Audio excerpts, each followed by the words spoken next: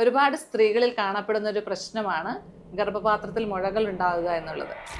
അപ്പോൾ എല്ലാവരും പേടിച്ചാണ് OPDയിൽ വരിക. എന്താണ് ഇതിനുള്ള ട്രീറ്റ്മെൻറ്റ്?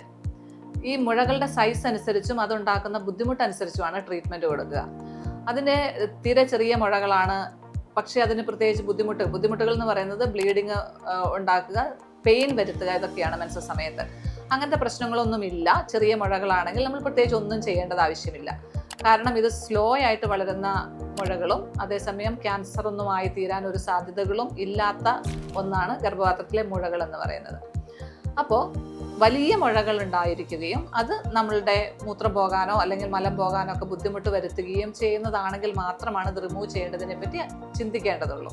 പ്രഗ്നൻസി പ്ലാൻ ചെയ്യുന്ന ആൾക്കാരാണെങ്കിൽ, അതായത് യങ് ആയിട്ടുള്ള ആൾക്കാരിലാണ് ഈ മുഴകൾ ഉള്ളതെങ്കിൽ മുഴകൾ മാത്രമായിട്ടാണ് നമ്മൾ റിമൂവ് ചെയ്യുക. അതേസമയം പ്രഗ്നൻസി കഴിഞ്ഞവരാണ്, ഒരു 40 വയസ്സിന് മേലേക്കുള്ളവർക്കാണ് വലിയ മുഴകളുള്ളത്, വലിയ ബുദ്ധിമുട്ടുകൾ ഉണ്ടാക്കുന്നതെങ്കിൽ നമ്മൾ ഗർഭപാത്രം അടക്കമാണ് റിമൂവ് ചെയ്യുക. ഗർഭപാത്രം ഹോർമോൺസ് ഒന്നും പുറപ്പെടുവിക്കുന്ന ഒരു ഓർഗൻ അല്ല. അതുകൊണ്ട് ഗർഭപാത്രം അടക്കം റിമൂവ് ചെയ്തു എന്നുള്ളത് കൊണ്ട് നമ്മുടെ ശരീരത്തിന് പ്രത്യേകിച്ച് ബുദ്ധിമുട്ടുകളൊന്നും ഉണ്ടാകാറില്ല.